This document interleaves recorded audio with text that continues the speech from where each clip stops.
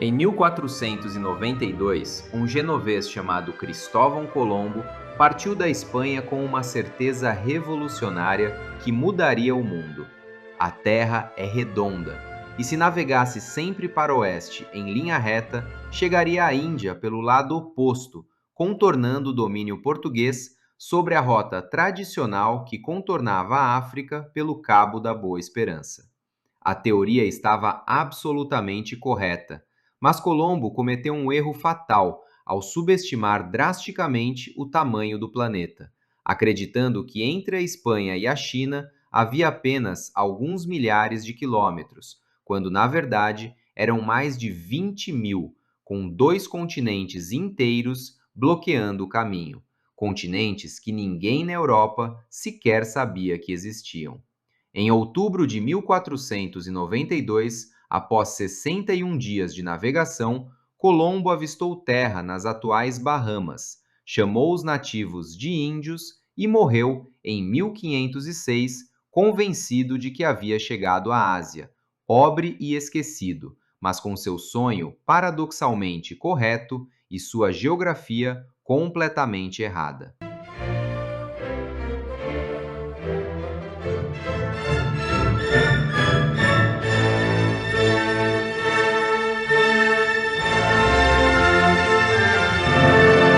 Ficava então a pergunta que atormentaria navegadores pelos próximos 27 anos: como contornar essa massa continental gigantesca que bloqueava o caminho para as Índias?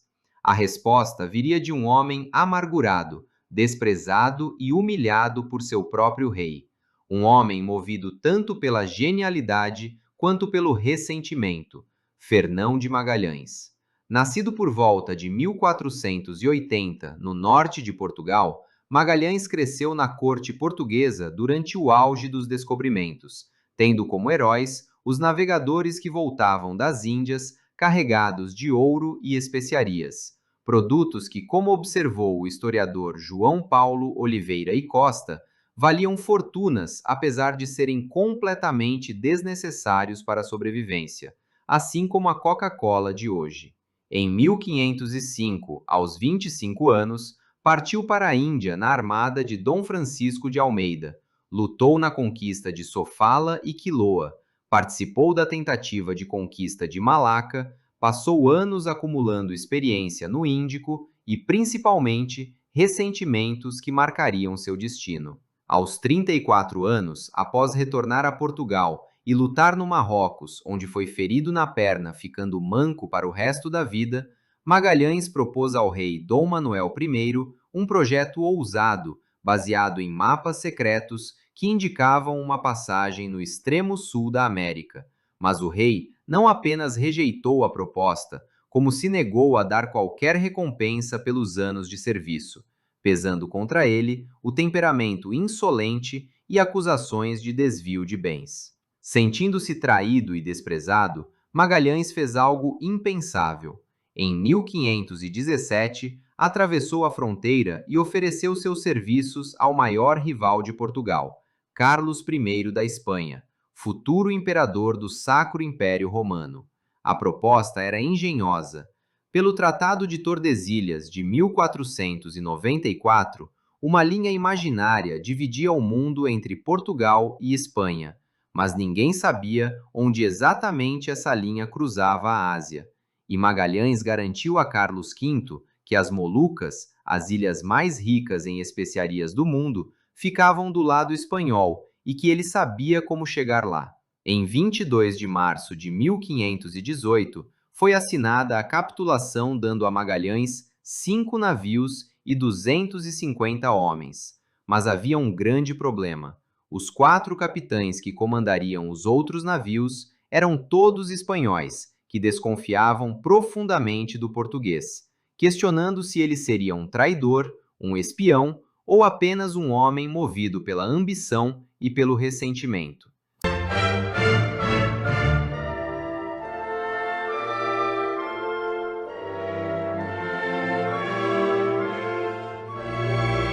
Em 20 de setembro de 1519, partiram de Sanlúcar de Barrameda 5 naus: Trinidad, comandada por Magalhães, San Antônio, Concepción, Vitória e Santiago, levando 250 homens de várias nacionalidades, incluindo o italiano Antônio Pigafetta, que manteria um diário detalhado da viagem. Após passarem pelas Canárias e Cabo Verde, cruzaram o Atlântico chegando ao Rio de Janeiro em dezembro, onde Pigafetta descreveu que por um simples rei de baralho, os nativos davam 6 galinhas. Depois seguiram para o Rio da Prata em janeiro de 1520. E quando o inverno rigoroso do hemisfério sul se aproximou, Magalhães decidiu ancorar na Baía de San Julián, na Argentina, onde permaneceriam 5 meses, tempo durante o qual explodiu o motim dos capitães espanhóis, que planejaram assassiná-lo por não acreditarem que existisse uma passagem e por quererem retornar à Espanha. Magalhães descobriu a conspiração e foi brutal. Luís Mendonça foi apunhalado, Gaspar de Quesada esquartejado e João de Cartagena abandonado na costa para morrer sozinho, provando que não toleraria desafios, mas pagando o preço de ser agora temido e odiado pela tripulação. Em agosto, retomaram a viagem descendo cada vez mais ao sul, até que em 21 de outubro de 1520, na latitude 52 graus sul, descobriram finalmente a passagem, um estreito infernal de 440 milhas de comprimento, com ventos brutais e correntes traiçoeiras, onde perderam 2 navios, a San Antônio, que desertou, voltando para a Espanha, levando consigo a maior parte da comida, e a Santiago, que naufragou entre os escolhos. Em 28 de novembro de 1520, as 3 naus restantes entraram no Oceano Desconhecido, que os recebeu com águas tão calmas que Magalhães o batizou de Mar Pacífico, mas ele havia cometido o mesmo erro de Colombo, ao subestimar drasticamente o tamanho do planeta, acreditando que seriam algumas semanas até as Molucas, quando, na verdade, o Oceano Pacífico tem o dobro do tamanho do Atlântico e cobre 1/3 da superfície da Terra. Durante 110 dias sem avistar terra, passaram pelo pior inferno imaginável, como descreveu Pigafetta. O biscoito era pó misturado com vermes, empapado em urina de rato. A água estava pútrida e fedorenta. Chegaram ao terrível transe de comer pedaços de couro de boi dos mastros, que precisavam ficar de molho no mar por 4 ou 5 dias. Comiam serradura de madeira, e os ratos tornaram-se um manjar tão procurado que se pagava um ducado, equivalente a vários meses de salário, por cada um. Mas o pior era o escorbuto, doença causada pela falta de vitamina C, cujos sintomas eram aterrorizantes. As gengivas inchavam até ultrapassar e cobrir completamente os dentes, impedindo qualquer alimentação. A pele ficava coberta de feridas que nunca cicatrizavam. Sangramentos constantes e dores insuportáveis mataram 19 homens só na travessia do Pacífico, incluindo um gigante patagão capturado e um brasileiro escravizado. E Pigafetta registrou a observação mórbida de que os cadáveres dos cristãos ficavam com a cara voltada para o céu, enquanto os dos indígenas ficavam com o rosto mergulhado no mar. Depois de percorrerem 22 mil quilômetros sem avistar terra, Pigafetta escreveu: "Penso que ninguém no futuro se aventurará a empreender uma viagem semelhante."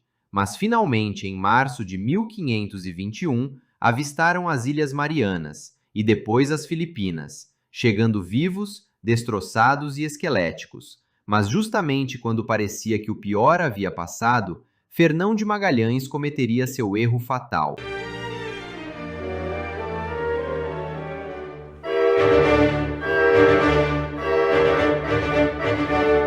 Nas Filipinas aconteceu algo extraordinário. O escravo de Magalhães, Henrique de Malaca, capturado anos antes em Sumatra, descobriu que conseguia se comunicar com os nativos em sua língua natal, significando que ele havia saído de Malaca, viajado até Portugal, cruzado o Atlântico, atravessado o Pacífico e agora estava a poucos quilômetros de onde nascera. Alguns historiadores defendem que Henrique, não Elcano, foi o primeiro homem a completar a volta ao mundo. Mas Magalhães estava mudado, abatido, talvez por ter percebido que a viagem fora mais desgastante do que imaginara, que a rota não era viável comercialmente, ou pior ainda, que as Molucas, na verdade, não estavam do lado espanhol do Tratado de Tordesilhas. E como analisou o historiador João Paulo Oliveira e Costa, Magalhães estava preso na teia que ele próprio havia criado. Não podia voltar atrás. É provável que tenha tido a consciência de que a viagem era no fundo um fracasso. Então começou a buscar uma agenda pessoal qualquer que lhe permitisse ter uma sobrevivência ali. Foi então que fez algo inexplicável. Começou a se envolver em conflitos locais, fazendo alianças com alguns reis e criando inimizades com outros, chegando a prometer a um líder local que um de seus homens vestindo armadura europeia era capaz de guerrear contra 100 nativos. Era arrogância, desespero ou talvez um desejo inconsciente de terminar aquilo tudo de uma vez. Na madrugada de 27 de abril de 1521, Magalhães desembarcou na ilha de Mactã, com cerca de 60 homens para guerrear ao lado de um rei local contra seu rival Lapu-Lapu, mas encontraram mais de 1000 guerreiros esperando na praia que se lançaram sobre eles com horrível gritaria. E como relatou Pigafetta, os mosqueteiros atiraram durante meia hora, causando pouco dano, enquanto recebiam nuvens de lanças, paus endurecidos ao fogo e pedras. Uma flecha envenenada atravessou a perna de Magalhães, que já era manco de ferimento antigo. Derrubaram seu capacete por 2 vezes. Um insular feriu sua testa com uma lança, e ele, furioso, atravessou o inimigo com sua espada, deixando-a encravada no corpo, mas não conseguiu tirá-la, por estar gravemente ferido no braço direito. Os indígenas perceberam e lançaram-se todos sobre ele. Descarregaram uma lançada em sua perna esquerda, fazendo-o cair de bruços. Arrojaram-se então sobre ele. E assim morreu aos 41 anos, manco, cego de sangue e coberto de feridas. Seu corpo nunca foi recuperado. O homem que havia concebido a expedição, descoberto o Estreito, batizado o Pacífico e provado que Colombo estava certo, morreu sem completar a volta ao mundo que ele mesmo idealizara. Após a morte de Magalhães, o comando passou rapidamente por 3 capitães até chegar a Juan Sebastián Elcano, ironicamente, um dos líderes do motim na Patagônia, que conduziu as 3 naus restantes até as Ilhas Molucas, onde chegaram em novembro de 1521, 2 anos após partirem da Espanha. Negociaram e encheram os porões com cravo, noz moscada e canela. A Trinidad tinha infiltrações graves e não aguentaria a viagem de volta. Então Elcano tomou a decisão que colocaria a expedição definitivamente na história. Em vez de voltar pelo Pacífico, refazendo o caminho como era o plano original, decidiu que voltariam pelo Oceano Índico, contornando a África pelo Cabo da Boa Esperança, mesmo que isso significasse atravessar mares portugueses proibidos aos espanhóis, onde seriam enforcados como piratas se capturados, mas era a única chance de sobrevivência.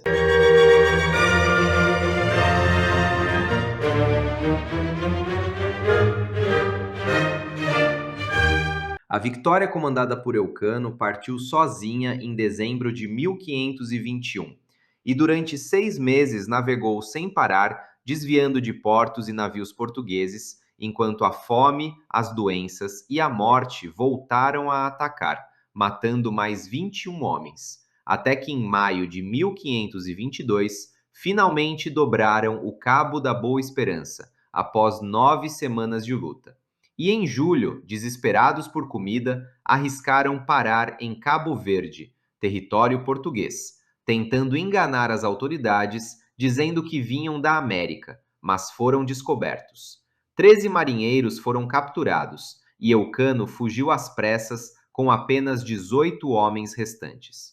Em 6 de setembro de 1522, exatamente 3 anos após a partida, uma estranha embarcação com o casco furado e velas rasgadas entrou lentamente no porto de Sanlúcar de Barrameda. Desceram 18 homens magros, com barbas e cabelos longos, pele queimada e coberta de feridas, que suplicaram por velas de cera para acender na igreja, em agradecimento por terem sobrevivido. De 250 homens, apenas 18 retornaram. Mas eles haviam feito algo que ninguém na história humana havia feito antes. Deram a primeira volta completa ao mundo. Colombo sonhou, Magalhães provou, Elcano completou. E o impacto dessa viagem foi imenso, porque pela primeira vez a humanidade compreendeu o verdadeiro tamanho do planeta. O Pacífico não era um pequeno mar, mas um oceano gigantesco, cobrindo 1/3 da superfície terrestre, como disse o historiador Oliveira e Costa. Magalhães deu a conhecer que a Terra é um planeta azul. O economista Adam Smith chamou de um dos maiores e mais importantes acontecimentos registrados na história da humanidade.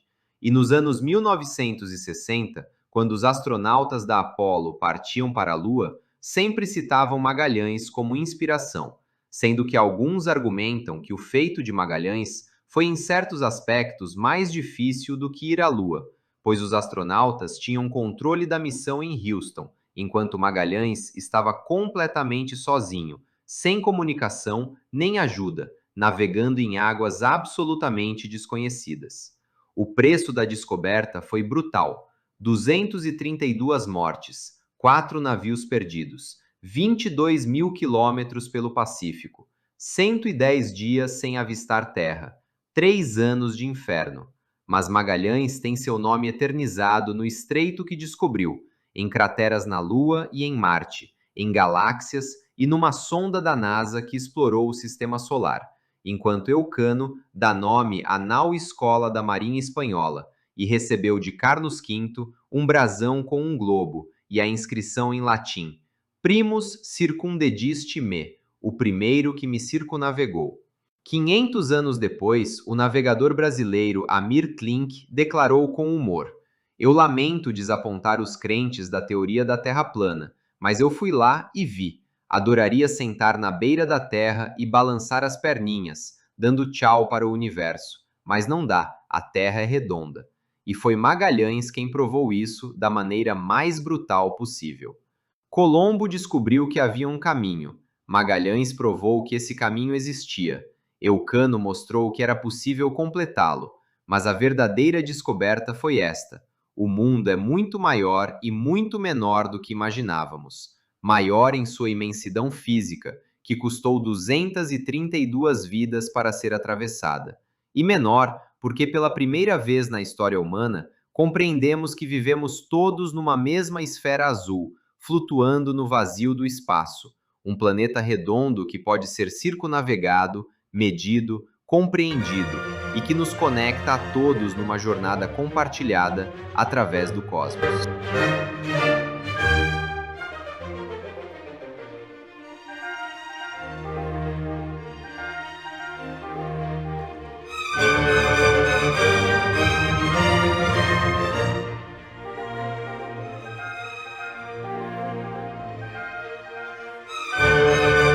Bom, pessoal, então chegamos ao fim de mais uma aula aqui do nosso canal. Eu espero muito que vocês tenham gostado. E se vocês gostarem, eu peço que se inscrevam no meu canal, ativando o sininho para receber as notificações e também deixando o seu like e comentários, para que esse vídeo ganhe relevância junto à plataforma do YouTube.